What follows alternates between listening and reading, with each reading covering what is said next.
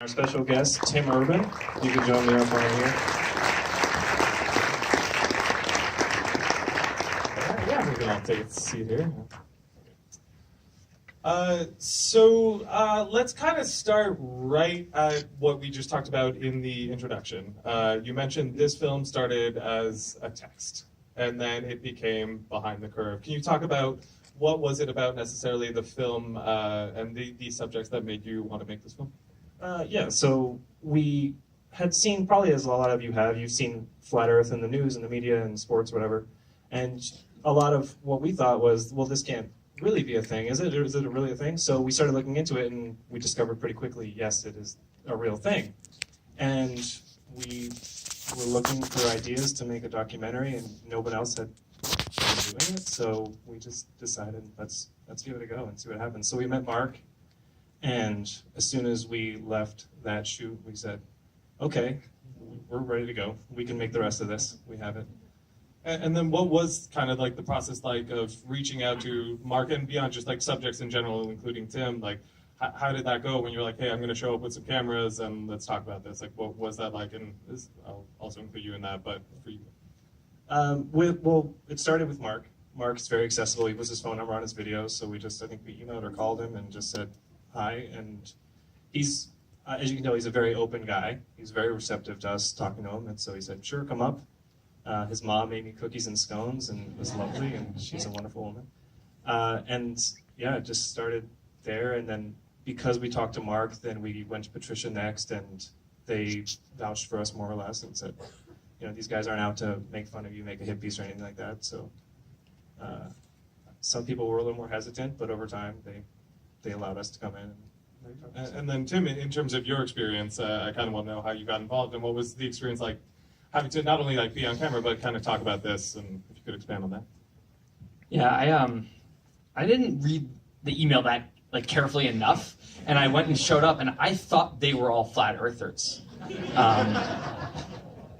And so it was like 15 minutes in, and then they were like, oh no, we're making the doc about, and I said that things made more sense. But I think it's well, first of all, I had just coincidentally, I had gone through the same kind of, is this real? A few years earlier, and then I had gone into the spiral and said, oh my God, it's real, and I really did. I subscribed to the podcast. I was like, I just can't get enough of this. It's so interesting to like hear how the logic, how they would make the logic work. And so it's something that I'm already interested in, not just in the actual like voyeurism of this community, but also the psychology is interesting. And honestly, I really, I find it very humbling because I look around me at all of my hyper-partisan friends, and honestly, there's in certain areas, like they're not an ounce more reasonable. The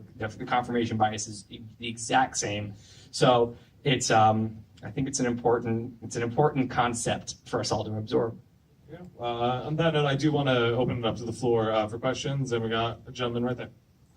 So from being around this community, how much of it did you think was actually out to find the truth versus the relationship building and the community that was in finding somebody like yourself?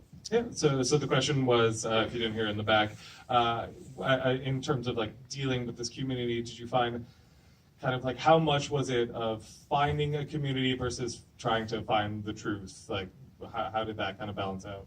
Well, I think it's it starts with a question, is the earth flat or not? And I think you find these videos and you start commenting and maybe they respond and you start this relationship, and I don't think anybody's out saying like, I want to join this community to find friends or anything. I think that's not exactly right, but I think it becomes part of who you are, and you start like that's your daily routine. You're going on, checking the videos, seeing the newest ones, because there's a lot of content. And Mark in the podcast, he said there's so much content you couldn't watch it all in your entire lifetime, and that's true. Every day, every week, there's another podcast or another video put up, and there's a lot out there, and there's a big community. Of course. All right, we're gonna keep moving. We'll go in the glasses and then in the denim jacket. Did you meet any flat earthers who stopped being flat earthers as a result of the experience of covering the documentary? So the question is, did you meet any flat earthers who kind of questioned it based on the results of what we saw in the documentary? No. Yeah, in the denim, and then we'll go into the middle. Yep. I haven't done that much reading on flat earthers, really, but what, from your perspective, is the benefit or the reason for believing the earth is flat as opposed to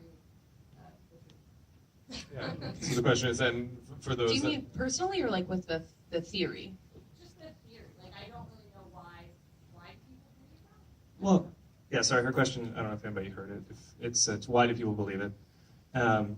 I think, this is generalizing a lot, but if you feel like there is a lie being perpetrated and a giant conspiracy, you're not going to stand for that. So once you feel like that's what's happening, then you're going to continue fighting for that information. I also can add, I think, humans are fairly simple creatures, and we want certain things. We want meaning. We want to feel righteous. We want to feel good. We want to feel connected. And lots of us in this room, we're struggling with a lot of that. A lot of it, meaning's hard. Purpose is hard. And I think any kind of dogma, the really hardcore dogmatics, a lot of time it's almost like a get rich quick kind of here's your meaning, your purpose, your community, this is everything, and you're the hero, and you get to play the hero. And I think that that feels really, really good. So I think when you can start believing, suddenly all these other parts of your brain really want to keep this feeling. They want to believe because it feels good for all these other reasons.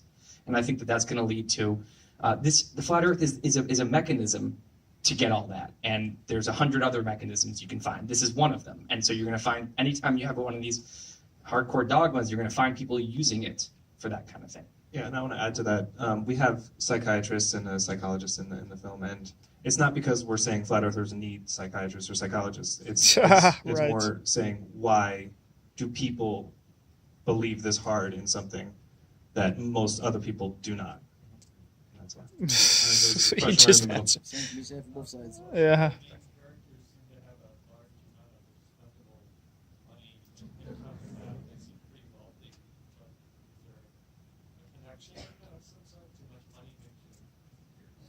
I don't think so.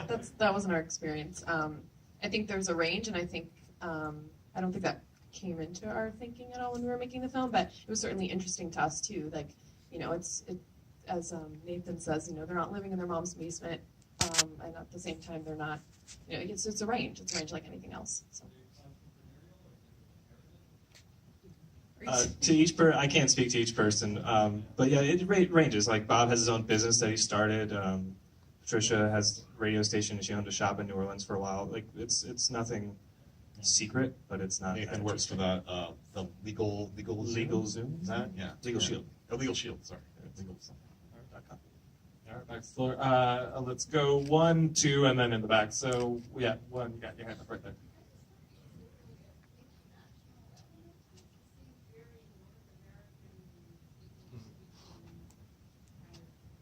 Yeah. So the question is, a lot of the subjects are, especially within the film itself, North American. Is there an international element, and kind of did you find that in your filmmaking process? Yeah, there is actually definitely a pretty big international element. I would say, in our experience, it tends to be mostly English-speaking countries. Like, it seems like there's a lot of them in Australia, the UK. There is, a fair number of them in Canada, from what we can tell. But there are a couple other countries that have a large contingent. There was a big meetup recently in Korea, I believe, that Nathan was actually speaking at, I think. So you do find them all around the globe. But, Yeah. And then we'll move to gentlemen, and then we'll go up to the back. Yeah, go for it. Particularly with Mark Sargent, but with a number of the people in your film, there's this impression of the thrill of influencing people, whether you believe or not, but just you get an impression of this amazement in part from him, this excitement, just that there's influence. And I don't know how that felt to you more in person. It's something that feels to come across in film. Yeah, and so the question kind of is about Mark Sargent, but beyond of there is kind of that thrill of influence, and in terms of your experience, not only dealing with Mark, but beyond. Did you notice that as you were interviewing your subjects? Well, with Mark, he loves talking to people. He's not one to go up to somebody on the street and tell them all about flat Earth. But if they ask him, he's happy to talk about it. But as far as that, I think it's a lot of what Tim says. It's this feeling like you have all the answers all of a sudden, because Mark tends to, if you ask him a question, he has the answer ready to go. No matter if it's the first time you heard the question, he'll process it, he'll use his logic and tell you what is the official answer for him. What he thinks. What he thinks. There you go. So we got time for a couple more questions. I know there was back, middle, and then we're going to go far right, I think in the red or pink for the final question. So up top, back, middle.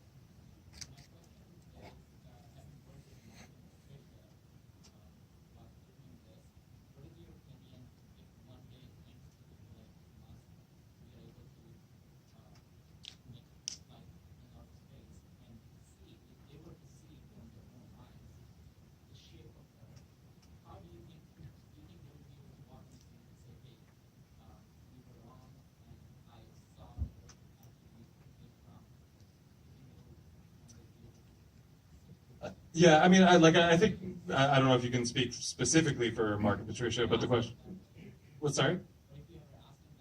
Yeah, if you were to see it with your own eyes. Well, I mean, yeah, I think the question would then be for them, well, who's sending me up? Have I been drugged? I mean, because I'm not saying it to make fun. I think if you believe the conspiracy is that big, there's only so many people you trust all the way. And so I think unless his mother and Patricia sent him up in the rocket or were, there with him looking out the window, I think you could say the window's a projection and I'm really in like a tub of water or something like that. And I think you do a lot of things to keep your reality the way you want it. Now, zero gravity, I'm not sure how that would feel, but do you have anything, Tim, for this? Oh, Nick, sorry.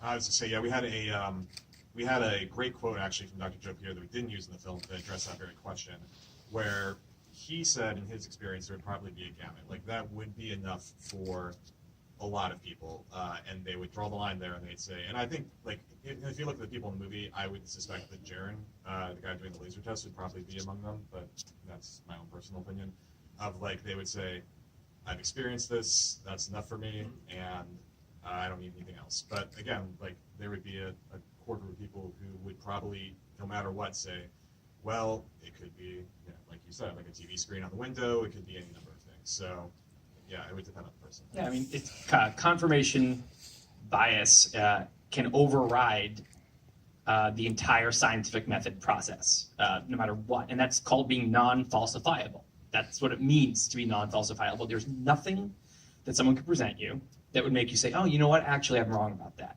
And you see it everywhere, non-falsifiability on people who seem otherwise reasonable once they get into dogma mode. And so it doesn't mean falsifiable if this is the point is, there's plenty of evidence. There's the 15-degree drag. So there's always, if you're non-falsifiable, it means you have a mechanism in your brain that will be able to take anything that comes in and say, well, the sun is folding in on itself. There's always something. So it's not even a question to me.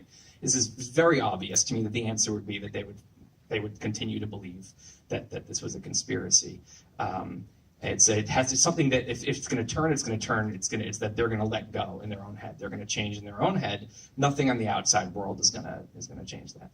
And then the final question was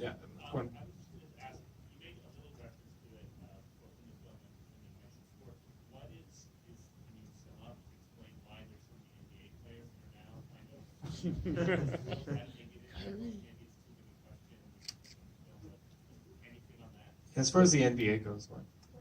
Yeah. The question was in terms of there's kind of been a spike in the NBA about this flat Earth movement, and if there's any correlation that you would find.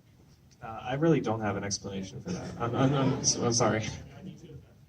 Yeah.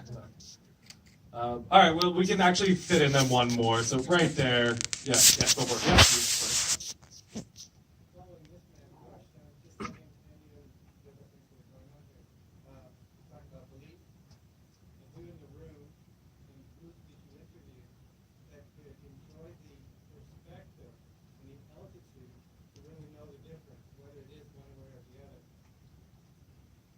So are you? The question is there any, did you interview anybody, or is there anybody in the room? Well, we don't need to talk about who's necessarily in the room. I mean, that's personal account.